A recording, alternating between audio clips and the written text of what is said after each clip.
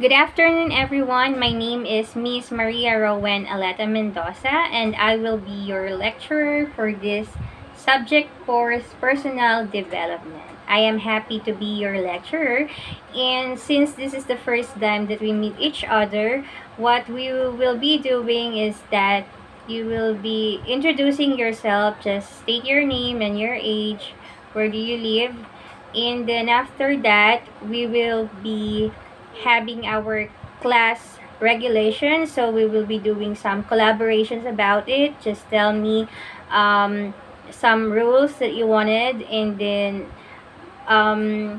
you will be also telling your expectation for this class, for this subject course, and also for your future. All right. Okay, thank you so much. Now, let's start our first lesson for this first meeting. Okay? So our lesson is about self-development, knowing oneself, and what is the importance of knowing oneself. So in here, okay, in this lesson, we will be identifying the aspect of self-concept, what self-concept is, and also discuss the strength and limitations, that say your weaknesses of a person, your strength and your limitations. And also, you will be sharing some of your unique characteristics, your experiences, habits as a person. Alright, isn't it exciting? So let's start with this activity. Okay, so I want you to get a paper. You can also use some coloring materials. Okay, and this is what you will be doing. Okay, you have to think any stuff like, an object, animal, something like that, that will represent yourself. Okay, and then after that, you will be sharing. We will be having a short discussion of why did you choose that animal or that object that represents yourself. And I'll be giving you at least 5 minutes. Thank you. 5 minutes is enough. So, anyone in the class would like to share? Okay, Hannah. Wow. So, Hannah, this is a bird. Why did you draw a bird? Okay. So, yes, bird is flying. So, oh, you want freedom. So, Hannah state that gusto niya rin daw lumipad katulad ng mga ibon na parang malaya. Alright, thank you, Hannah. Eh, siguro si Hannah ay nakakulong. Okay. Because it has cage in here. So, thank you, Hannah. Hannah, call another one. Alright. So, show us your drawing. Oh, this is Jewel. So, Lexi, why did you draw a jewel? Wow, because you value yourself? Okay, that's nice. Thank you so much for sharing. I liked it, huh? Now, here, have you ever asked this to yourself? Who am I? Okay, natanong nyo na ba yan sa sarili nyo? Okay. I have here a mirror. Okay. And actually, girls, ayan, may mga mirror ang mga babae sa kanilang bags. Okay.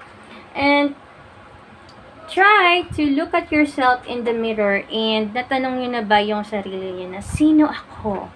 Who am I? Diba? Sino nga ba kayo? In this class, in this lesson, aalamin natin kung sino nga ba tayo, sino ka nga ba, sino nga ba itong katabi mo. Ayan, tingnan mo siya. Alright. So, here, okay, the reason why we have to ask ourselves kung sino ka nga ba, kung hindi mo alam, and kung nasagot mo, kung kilala mo ang sarili mo, ay you have this factor, no? Meron kang tinatawag na self-concept. So, what is self-concept? Self-concept has something to do with self-awareness, okay? You have the understanding of who you are. Kung sino ka nga ba? What do you like and what you doesn't like? What you want and what you doesn't want. Diba? And what else? This is my favorite food. I don't like that food. This is my sport. I don't do that sport. So you have this concept, understanding kung sino ka. Ano ang gusto mo, ano ang ayaw mo. So that is self-concept. And through this self-concept, it will identify the actual self and then the ideal self. So what is this actual self? Actual self is built on self-knowledge. It is actually innate in you. Kung ano yung alam mo sa sarili mo. So you have this concept, na possible na sinasabi sa iyo ng iyong parents, 'di ba, na maganda ka, naririnig mo, and actual knowledge about sa sarili mo, kung ano yung alam mo talaga sa sarili mo. And then, ideal self. From the word ideal, idealize. You see a self that you aspire to be. Of who would you like to become? Kung sino ang gusto mong maging. That is ideal self. Okay. Now, let's go in here. Yan. Are you familiar with these faces? Okay. So, we have here Miss Marian Rivera and Miss Heart Evangelista, and they are both famous TV personalities right here in the Philippines. And sometimes, nagkakaroon tayo ng konsepto na yung beauty ng isang babae ay tulad nila. It should be tall. It has something to do with clear and white skin. Kaya bili tayo ng mga pampaputi, beauty products, right? And then, long hair. So, that's the concept of the beauty. Na minsan yung mga girls is ginagaya, they imitate, even how do they talk, something like that. So isa sa mga ina-admire ko na boses ng artista ay si Lovie po. Napaka-sweet, napaka-soft spoken ng voice niya. So ayun yung parang, I wanted to be like her, the way she talks, something like that. So that is the ideal self, diba? Be like her. Yan. So, we have Marian Rivera and Heart Evangelista na nagiging, let's say, fashion icon. Minsan, ginagaya na natin. Yan. Next is, alright. So, it says, according to the Hurley 2017, ayan, it has something to do with self-concept theory, and if you wanted to pursue your career in college and you wanted to take psychology, mamimit niyo yung mga theories, theorists, mga persons like personality theories, marami kayong makilala sa kanila. So, sabi niya, okay, when a person has a self-knowledge, he understands his strengths. Alam mo yung kakayahan mo. Your limitation, passion, fears, kung saan ka natatakot, desire, and your dream. Diba? If you are aware, if you have this understanding of yourself. So what does it mean? It means that a person is aware of his peculiarities. So peculiarities means like something strange, yung weirdness mo, di ba? Ganito, may pagka-weirdo ko sometimes, yung ganon. And your habits, like dislikes. So, if the person has this awareness or understanding, value, diba, ang kanyang sarili, this person know his purpose in life. So, ngayon, diba, the question is, do you know your purpose in life? So, a while ago, I asked you, who am I? Sino nga ba ako? And now, what is my purpose sa buhay ko? So, may purpose ba ang buhay mo? Tanungin mo. Okay? So, ngayon pa lang, malalaman mo na meron palang purpose ang iyong buhay. You are not just here para maging patatas. Diba? Okay, next. According to Meg Selig, 2016, she is an author of a lot of books in psychology and also encouragement personality books, no? So, she said that when a person knows who he is, he develops understanding of himself and became happier. Yan. Pag kilala mo ang sarili mo, magiging masaya ka. And then, he can express who he is, diba? So, class, can you express who you are? No, I believe there are students here that they cannot express who they are because sometimes they just wanted to be accepted by other colleagues. So ganun na lang ang ginagawa nila. And yung laging sinasabi na the father is a soldier and he wants his son, no, to be a soldier too, like him. Pero yung son pala is member or part ng LGBTQ, diba? So, nagtatago siya because hindi niya ma-experience sarili niya. Natatakot siya sa father niya. Ganyan. And what else? He can develop and makes choices about everything, diba? So, here, alam mo kung saan ka magsisay yes and alam mo kung saan ka magsisay no. And we really have to develop it. Okay? So, I have this experience na yung suklay ko, that is for my hygiene, diba? Suklay.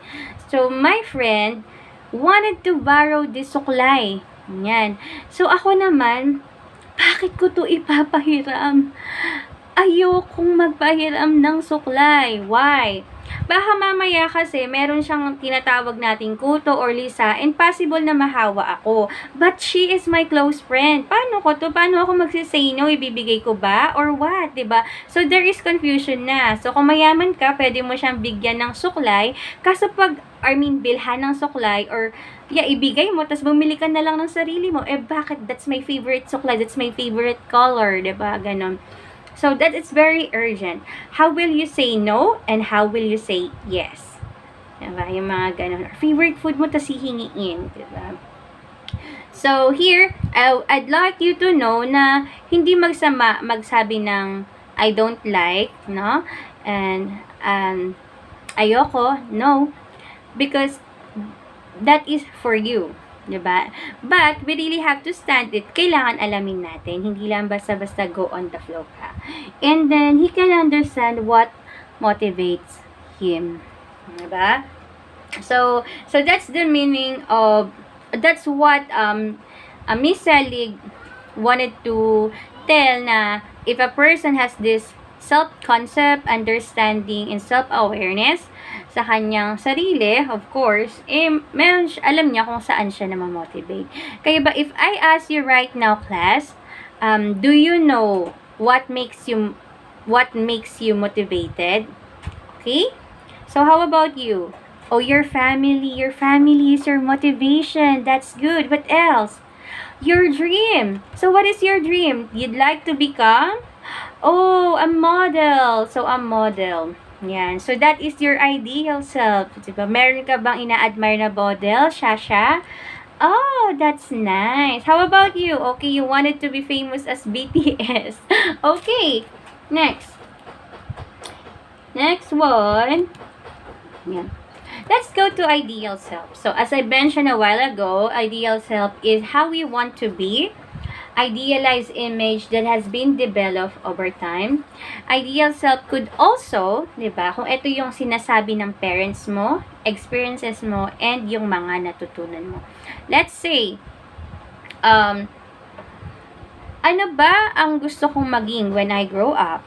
Because I'm not yet like that. So, I have this teacher when I was young na napakagaling niya magsalita, nakakot yung attention namin, and sabi ko, I wanted to be like her. Gusto ko ring maging ganyan, katulad niya na nakakot yung attention, tapos mapagbigay pa ng mga candies at pinapakain niya kami ng Jollibee. Ay, mga ganon. And ito, parents have thought, di ba, you are dumb, ganyan. So, inalagay mo lang sarili mo na, dumb ako, yung mga ganon. So, alam mo, ganito ka. May mga ganon tayong mga klase. Sino yan sa mga ganyan, di ba? So, yan. We really have to tame our tongues and to check kung ano yung sasabihin natin because it will really affect us. Hindi lang ngayon, sometimes, hanggang paglaki natin, nadadala natin yung sinasabi nila. Diba? So, it's better to speak with motivation and also praise. Diba? Para dun sa ating mga kaklase. Kaya, let's start na gawin yon. What else? Sabi rito, you are what you believe yourself to be. Kanina, diba, I have shown you a picture of a cat na merong ang tingin niya sa sarili niya, katulad siya ng isang leon. Diba? And sometimes we have to think that way. No? Lalo na if you have dream and minsan tayo ay nakukulangan sa sarili natin, nagda-doubt tayo, makakagraduate ba ako, mapupurso ko ba tong course na to, wala kaming pera. But you have to encourage yourself. Sabi, what you believe yourself to be, it will become who you are. Diba? Napakahalaga nun. And we will be choosing also people na kung saan i-cheer up tayo at maniniwala sa atin. No? Ganon. Next. So, class, here. What are these? Anyone would like to share and explain these pictures that it has something to do with ideal self? Okay. Alright, so this is social medias.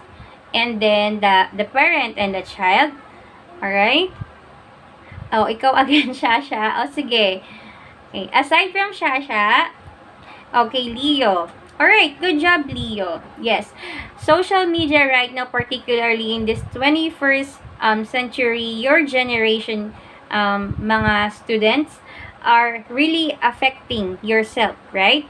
So, kung ano-ano yung mga napapanood nyo, nababasa ninyo, no? So, meron din tayong sinatawag na self to be socially acceptable, di ba? Ayan. So, ina-align natin yung sarili natin para ma-accept. So, magkakaroon dyan ng peer pressures. Ayan. And dito, sa family. Diba? So, I believe that dito, merong ganyan na laging napagsasabihan ng magulang, nasasaktan ng magulang, that the parents doesn't know na nasasaktan na pala kayo. Diba? And, kayo naman, ang ginagawa nyo, nililihim nyo, kinikim-kim nyo, sinishare nyo sa mga classmates nyo, diba? So, we cannot blame the parents, guys. I want you to know na hindi nyo rin sila pwedeng i-blame. Why? Because, probably, their generation, their parents also did that to them. And naipasa lang sa inyo. And, since you are learning right now, na yung mga words na yon ay tumatanim sa inyong puso, sa inyong isipan, paglaki ninyo, you really have to break that chain. Sana mabali na yung chain na yan na sa inyo. No, na puro communication is really important. And then, yung motivation, yung praises nung sasabihin ninyo. And you start it with yourself. Huwag nyo nang hayaan na sabihin sa sarili nyo na ang pangit mo. Ganito ka lang, hindi ka lalago. Hanggang dito ka lang, hindi ka makakapag-college. Diba? Hindi mo matatapos to. Wala tayong pera. Mahirap lang tayo. Diba? So, stop telling that to yourself. But start doing something new para ma-achieve nyo yung pangarap niyo. So, that is starting by knowing who you are. Okay? So, next is actual self. So, as I mentioned, this is actually who you are, kung sino ka talaga, how you feel, how you think, and how you act. This is actual self in our self-image. So, paano ka mag-isip? Diba? Ikaw ba ay nakakapag-isip kahit na may nagtutugtog? Nakakapag-aral ka ba na may ingay may ingay diyan sa paligid mo, 'di ba? May mga ganun. Sino po dito yung ang taas lang ng kamay, yung pwedeng nakakapag-review siya na merong sounds, may music, 'di ba? Okay, kayo. Next, sino naman dito yung gustong tahimik, taimtim, sobrang ayaw niya ng may balakid because gusto niya lang focus ang review. Yan, di ba? Ikaw ganyan. So, ganon. May pagkakaiba tayo. At least, you know who you are. Alam mo kung sino ka, di ba? So, how you feel. Okay, this is my question, class. Okay, saan ka natatakot? Ikaw? Natatakot daw siyang iwan siya. Ikaw naman? Of course. No, walang may gustong mamatay agad-agad. Nakakatakot mamatay. Okay? Natatakot siya na masagasaan. Tumawid sa kalsada. I'm like that. Natatakot din akong tumawid sa kalsada. At least we know kung saan tayo natatakot. Diba? What makes you happy? Comfort food, something like that. Okay. So, that is actual self. Now, class, who are they? Are you familiar with them? Okay, so these are BTS. It's very popular, no, in your generations. And yung mga kayo ngayon, no, students, the way they dress, the way they look, you follow them because you admire them, right? So that is self-image. But I want you to start, no, dressing like the way you want to be. 'Di ba? Yung kung saan ka komportable. If you are comfortable na i-imitate sila, it doesn't matter. I'm not saying that's bad, 'di ba? I'm not saying that. And then who is this? Wednesday Adams, no? Na all around TikTok, every social media ay ginagaya siya. Lalo na yung popular niyang dance. Okay? So, you can also do that, no? Na makapag-influence kayo sa iba. Because you know who you are. Like Catriona, di ba? Na sa pageant, sa mundo ng pageant, marami na daw ang gumaya sa kanya. So, if you are unique, the way you look at yourself, you have the standard for yourself, of course, gagayahin din kayo ng ibang tao. Now, actual self is who actually you are. Okay, nabanggit ko na to. Okay. Yan. Now, here, I want you to write, no? You have this paper, diba? At the back of your paper, know your strength and limitations. Saan ka malakas? And ano yung weaknesses mo? Saan ka mahina? Yan. So, say, malakas ka, strength mo is, kumanta, tapos weakness mo naman yung maraming tao, 'di ba? Next is your favorites. Ano yung mga paborito mo? Let's say pagkain, mga ganun. And then ano yung favorite places mo? Ano yung favorite sports mo? So you can write it down. And what else? Skills. So start developing your skills. Ngayon, alam ko, yan, may magsasabi dito, teacher, ma'am, wala po akong talent. I don't believe you. Because, we have, multiple intelligence, no? According to Howard Gardner. Meron kang talent. You really have to discover it. Alamin mo kung saan. So, ako, maybe I'm good at writing, I'm good at talking, speaking, something like that. But I'm not good at cooking nor sports. I'm not singing either. I wanted to sing, ideal self. I wanted to sing, but the song doesn't like me. O, diba? Ganon. So, here, you have to discover, ngayon pa lang, alamin nyo na kung saan kayo magaling. And, hone it. Diba? Develop it. Because it's part of you. No? Gamitin nyo yun. Yung nagagawa mo, posibleng hindi kayang gawin ng katabi mo. Diba? So, yung katabi mo naman, posibleng hindi mo kayang gawin ang kaya niya. Kaya, discover yourself mo. Ito bago mo siya, sa mga nanliligaw dyan, bago mo siya kilalanin mo muna yung sarili mo. Mas maganda yon. Alright, next. Ito.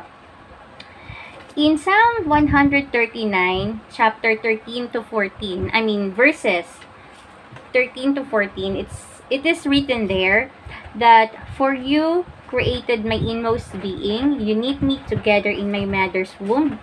I praise you because I am fearfully and wonderfully made. Your works are wonderful that full well. Okay. In this class, I don't like, I don't like be hearing na I'm not beautiful, I'm not enough, something like that.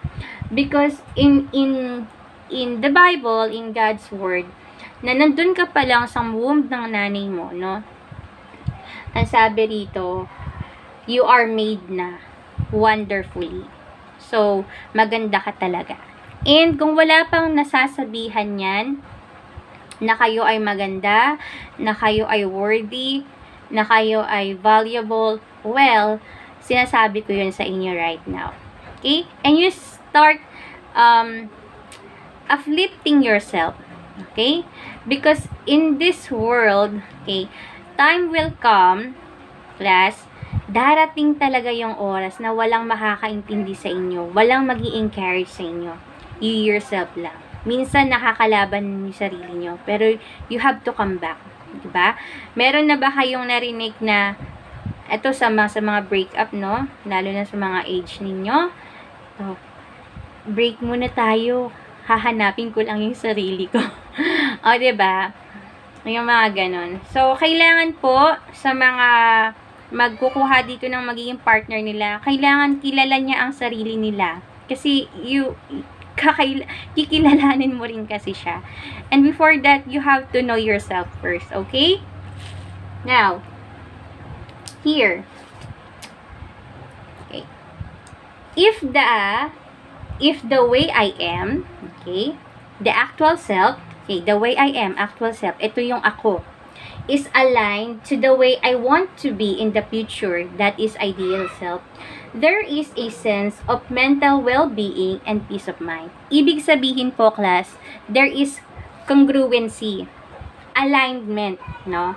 But, yung ikaw ngayon, okay, yung actual self mo, is contradicting to your ideal self, there will be incongruence. Ibig sabihin, walang peace of mind, no? Sometimes, hinahanap natin yun. Saan nga ba? Ano ba talaga ang gusto ko? Ano ba yung course na kukunin ko pag nag-college ako? Ano yung trabahong kukunin ko? Ay, dito na lang ako sa course ng ng cream. Kasi andito yung crush ko. Yan yung naging motivation niya. Or, ay, andito yung classmate ko. Dito na lang din ako. Diba? So, ano nga ba ang desire mo? Ano yung motivation mo? Ano yung gusto mong makamit? So, don't get it wrong, class, na the actual self and ideal self ay mag-aaway sila. It's not actually. Because the self-concept, sabi ko nga kanina, self-awareness, you will know who you are, lalo na yung purpose mo sa buhay. Okay? So, do you have any question? So, sabi ni Justin Bieber, isa sa mga kanta niya, kantahin natin to. Cause if you like the way you look at that, oh baby, you should go and love yourself. Diba? Kailangan mamahalin natin ang ating mga sarili. Diba? Kahit hindi ka niya mahal, at least mahal mo. Self-love tayo this year. Now, here. For our activity class, anyways, yan. May mga tanong ba kayo or sharing na would you like to tell? Yan. Pwede rin sabihin sa klase. Yan. Wala naman. So, I hope that we understand each other here, okay? Miss, I hope na natututo tayo. Okay. For our activity, this is what we call self-concept inventory. So, may bibigay akong paper sa inyo. Yan. I will be distributing paper. And then listen for this instruction. There are numbers. Okay, it's not actually a question, but ang gagawin nyo lang, all you have to do is to give a rating. So we have here 0, that is, let's say, least or very weak. So, and then 1 is weak. Number 2 is somewhat weak or somewhat strong. Nasa middle siya. Number 3 is strong. And number 4 is very strong. So, for example, I have a strong sex appeal. Diba? So, ano ba yan? Pag nakikita ka ng mga tao, gandang-ganda na sila sa'yo. Ganun, parang nararamdaman ba yun? If you know that you have a strong sex appeal, so you write 4. If not, you write here 0. Kung sabi mong medyo, okay, number 3. Yan. Okay. So, please distribute these papers. And iisang paper lang. And then, after that, guys, this is the scoring copy. So, here, kung saan yung kamalakas, we have this physical appearance. Kung ikaw naman ay, kung ito naman yung malakas sa'yo, to human relations, intelligence, character, communication, and maturity. So, kung saan yung i-add natin yon and kung ano yung pinakamaraming points, that's who you are. Alright, do you have any question? Okay, so I will be giving you 5 minutes after this song. Okay. Ayan. Are you familiar with Demi Lovato? So, let's sing this song. Everyone.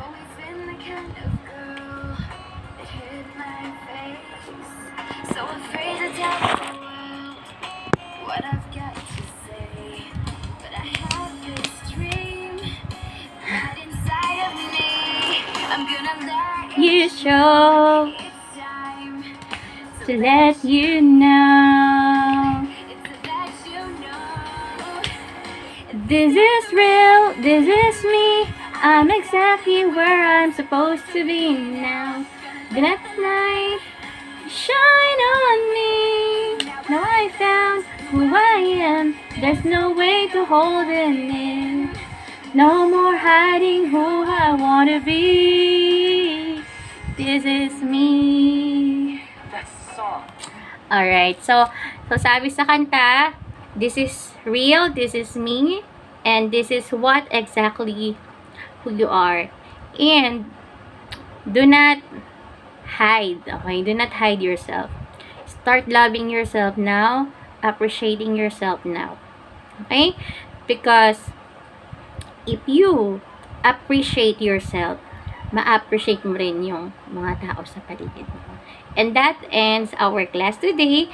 So, I hope na attend pa rin tayo ng mga classes natin. Again, I'm Miss Maria Rowan Aleta-Mendoza and see you next time. Goodbye!